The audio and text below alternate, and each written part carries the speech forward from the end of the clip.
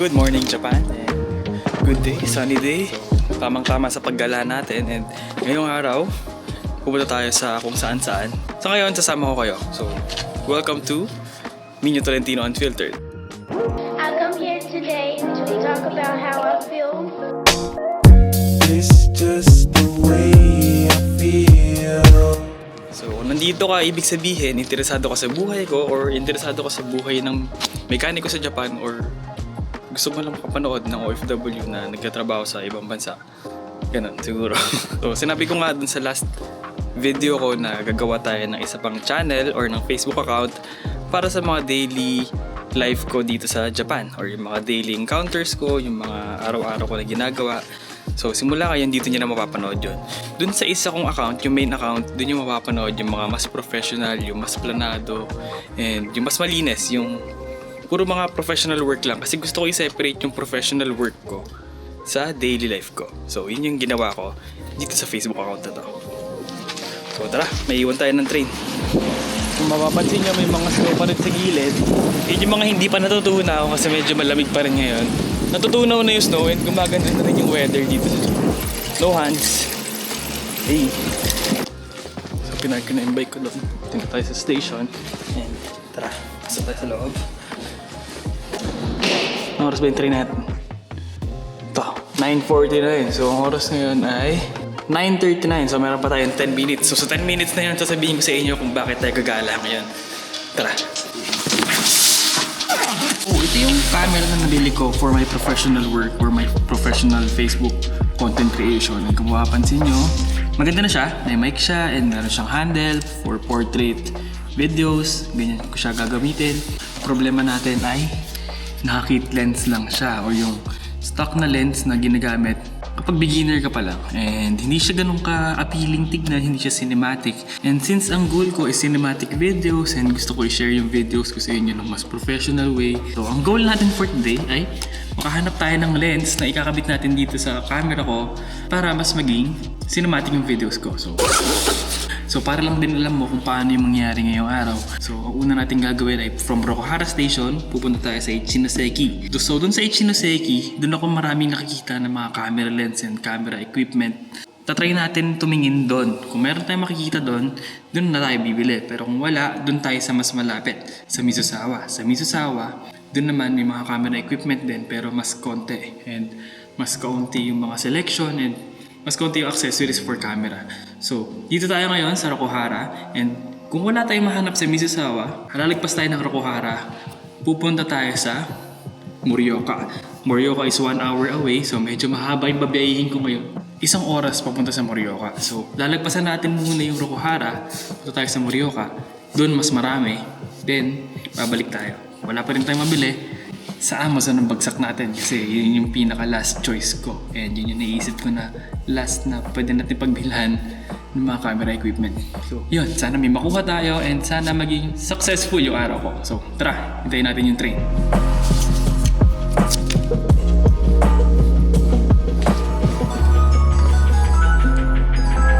Pag tumunog yun, ibig sabihin parating na yung train.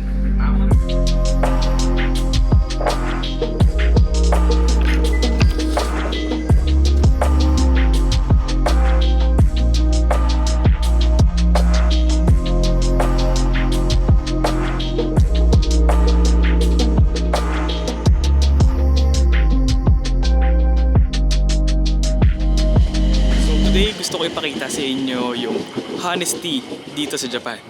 Sa province side ako ng Japan, dito wala kaming ticketing machine kung saan automatic na magbabayad ng ticket mo.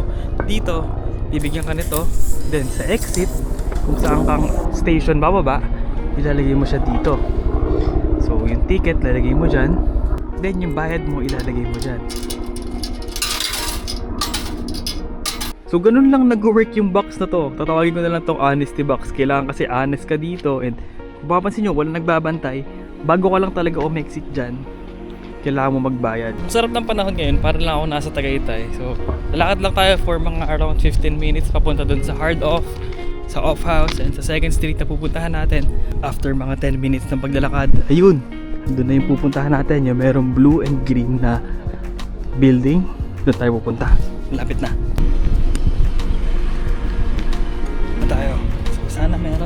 mahanap tayo lens or any camera equipment na pwede natin idagdag sa gears natin.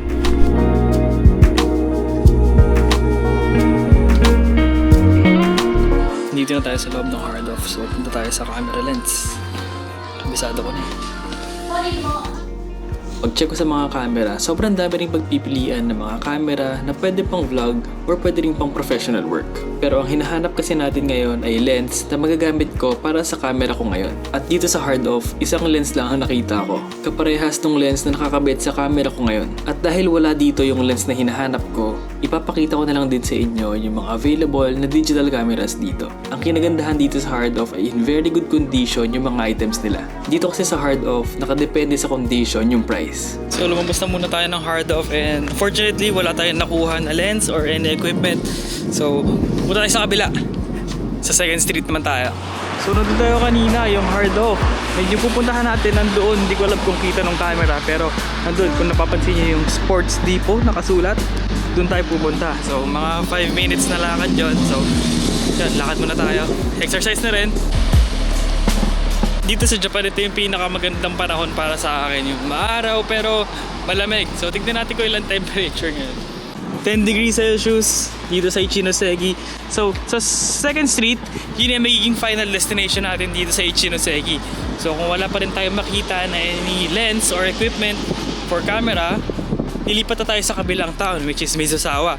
So yung Mizusawa, yun yung lagi namin pinupuntahan. Doon kami nagbabasketball and sana may makuha tayo doon. So punta mo rin.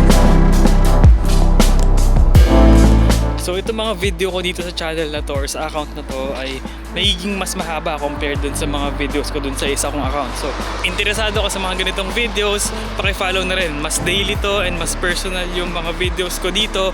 And mas may enjoy mo to kapag kumakain ka, habang nasa CR, habang bago matulog. So ito yung mas mahaba na mas may enjoy mo na panoorin habang nagpa-pastime ka lang. Ganun. Ito naman yung 2nd Street. Pasok tayo sa loob.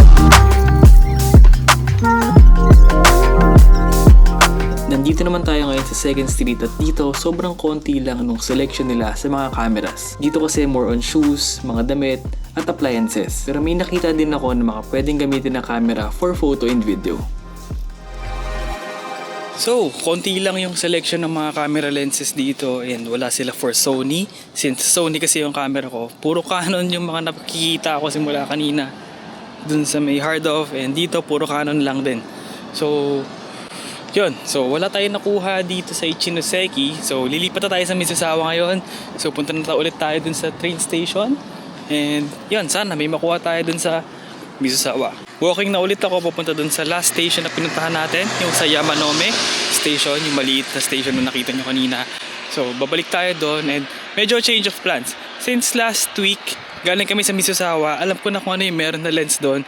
Meron dong 50mm na pang full frame na Sony.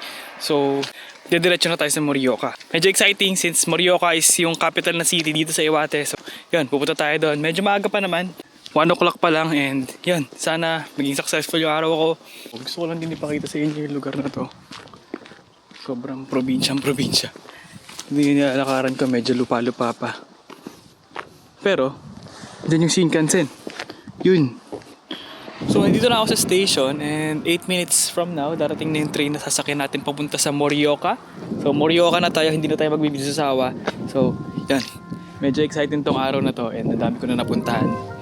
So, nakapunta na ako sa hard off and 2nd Street and yun, sunod natin, Morioka.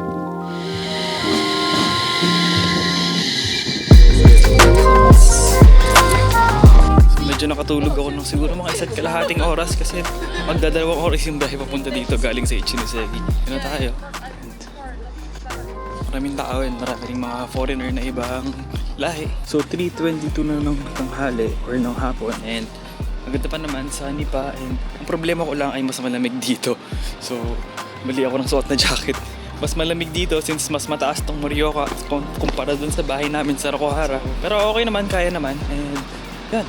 Yun yung pupuntahan natin, Kojima and big camera. So yun na yung last destination natin for today. And kung wala tayong makikita doon na hinahanap ko, which is camera lens para sa mas cinematic na videos, ang ending natin is sa Amazon. So sana meron tayong makuha dyan na mura lang. Hindi ko naman kailangan ng brand new. kailangan ko lang is functioning and malinis, very good condition, and higit sa lahat, mura. Kung pupunta ka dito sa Japan, sobrang daming big camera, and ito yung isa sa mga pinakasikat na makabilihan ng camera accessories and equipment. So kung kailangan mo ng mga camera equipment pang video and pang photo, ito yung number 1 na pwede mong pagbilhan. So ito rin yung first time ko na makakabili ng lens, and sana meron yung hinahanap ko. So nasabi ko na to sa last video ko, yung big camera dito sa amin, merong second hand and merong brand new. So sa third floor yung mga second hand, sa second floor yung mga brand new. So dun muna tayo sa second hand bago tayo tumingin sa brand new para makamura. So yun yung big camera, second floor. Third floor yung mga second hand. So dito muna tayo sa third floor. Dito naman, compared sa Second Street at Hard Off, mas maraming selection ng cameras and camera equipment. Lenses from Tamron, Sigma, mga third party, and meron ding mga Canon, Sony, and Nikon. From vintage to mga latest na lenses, meron dito. Ang problema nga lang, malayo to sa Tokyo. Pero kung gusto mong puntahan, Kojima, Iwate. So wala na rin available na mga Sony lenses dito. Puro Canon na lang and Nikon. Wala talaga. Puro Canon ata gamit ng mga Hapon. Kasi dito, Canon din. Puro Canon. Wala masyadong Sony. So baba tayo sa big camera. Tignan natin kung meron mga brand new. Tignan natin kung ano meron sa big camera.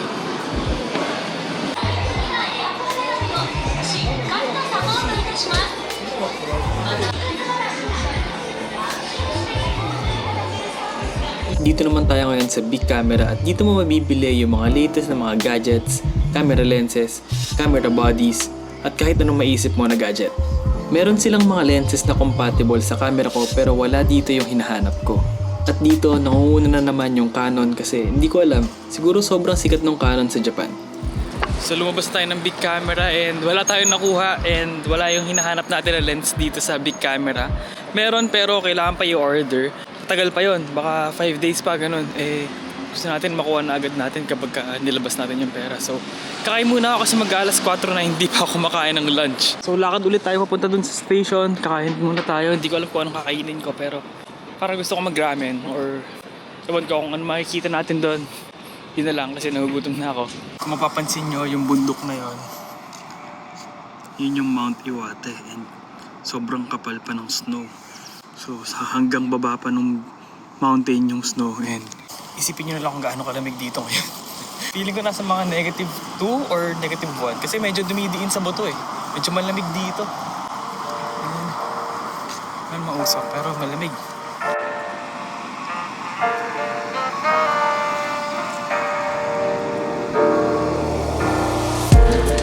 Pasok tayo dito kasi dito sa loob may McDo. McDo na lang para mabilis. 失礼しました。こちら生しなものです。全部水を一つで。氷は氷です。入れる。ポテト熱いから気をつけて食べてください。わかりました。とケチャップケチャップ。一つです。So sabi niya, ingat daw ako kasi mainit yung fries. Solid yung fries, bagong luto. Ito yung food ko ngayon. Chicken nuggets, may barbecue sauce. Then, Fanta melon, soda. Sarap mabuhay.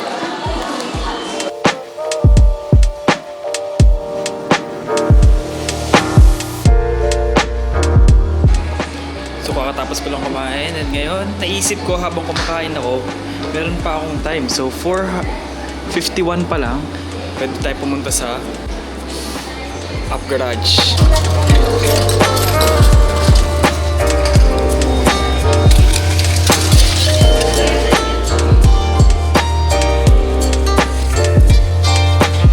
Isipan ko magpunta dito sa Up Garage para mag-check ng mga inspiration para sa magiging project car natin next year. Isang taon na lang kasi makakakuha na ako ng driver's license ko at ang goal ko for today ay mag-check ng mga design ng mga aftermarket brands, i-check yung price kung magkano yung aabutin ng mga modifications para makapag-set ako ng goal sa sarili ko at ma-motivate ako para pagdating ng next year, naka-ready na ako. Unang-una kong nakita tong front bumper pang GR86, dream car ko. Sa 9,000 yen, nasa 3,500 pesos lang to at may konting tama lang. Meron ding mga aftermarket na TRD or Toyota Racing Development pero medyo mahal to. Ito naman pang high ace na front bumper, SX Progress 2. Similar sa mga setup na ginagawa natin sa high ace sa Pilipinas. At feeling ko wala pang nakaganito sa Pilipinas kasi wala pa akong nakikita. Dito sobrang daming body kits, side skirts, chins, na pang iba't ibang model and brand ng sasakyan. At ngayon nakakuha na ako ng brands na pwede kong i-research pag uwi sa bahay. Fabulous, Modelista, SX, at Gibson. Sunod naman natin yung mga bucket seats at mga racing seats nila dito. Pero kung gusto mo malaman kung magkano to converted into peso, i-divide mo lang yung price niya sa 2.5. So kung ang price nito is 27,000 yen, divided by 2.5, nasa 10,800 lang to. At lahat ng bucket seats dito, original. Tulad netong Recaro SR7, nasa 65,000 yen lang and original to. Isunod naman natin yung mga muffler. Dito sa Up Garage na pinuntahan ko, puro dual tip muffler yung stock nila. Hindi ko alam kung para sa looks lang pero feeling ko mahilig yung mga Japanese sa dual exhaust system. Legamax dual tip exhaust pang Evo 10. Nasa 12,000 pesos lang. 14,000 pesos na dual exhaust system pang Toyota Alphard. Nurse Spec VSR by Blitz. Meron din sila ditong information and picture kung ano yung magiging itsura pag nakakabit na sa Toyota Alphard. Nurse Spec VSR Blitz. Sobrang dami pang ibang pagpipilian ng mga muffler na pwede nating i-retrofit sa ibang sasakyan. At take note nung nasa countryside pa lang ako ng Japan. Dito pa lang to sa Iwate Prefecture. Sobrang daming murang mga car parts dito kaya lalo ako na-excite na mag-project car dito sa Japan. At ngayon meron na rin tayong brand ng mufflers na pwede kong i-research pag uwi ko sa bahay. Fujitsu, HKS, Blitz, Regu-R, at sobrang dami pang iba mga Japan domestic brands. 16,000 pesos para sa NK Racing Rims na 17 inches. Mga sobrang mahal na Japanese brand sa atin at dito mabibili mo lang ng presyong Rota. From stock rims to aftermarket rims. Tulad netong Work VS na 20 inches. Nasa 35,000 pesos lang yan. Ang problema, 2 piraso lang. Pero bukod doon lahat 4 pieces na. Hindi na ako masyado magsasalita, panoorin nyo na lang yung video.